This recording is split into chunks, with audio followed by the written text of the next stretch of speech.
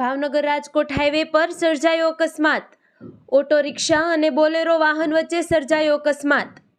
રસ્તા પર ઢોર આડે આવતા બે વાહનો વચ્ચે સર્જાયો અકસ્માત સર્જાતા કુલ 3 લોકોને પહોંચી ગંભીર ઇજાઓ। ઇજાગ્રસ્ત લોકોને સારવાર અર્થે ભાવનગર સટી હોસ્પિટલ ખાતે ખસેડવામાં આવેલ। એક મહિલા સહિત કુલ 3 લોકોને પહોંચી ઇજાઓ। અકસ્માત સર્જાતા સ્થાનિક લોકોના ટોળે ટોળા એકત્રિત થયા। રિપોર્ટર અશ્વિન સોલંકી, જે ન્યૂઝ, ભાવનગર। 10 સેકન્ડ પૂરી થવા છે।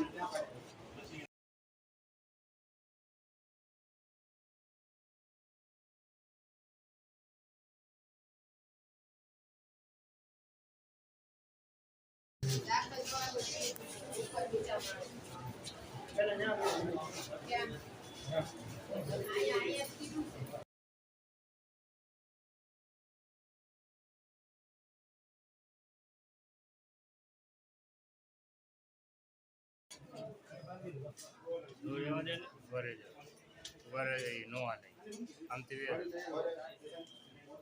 સેકન્ડ પૂરી થવા છે।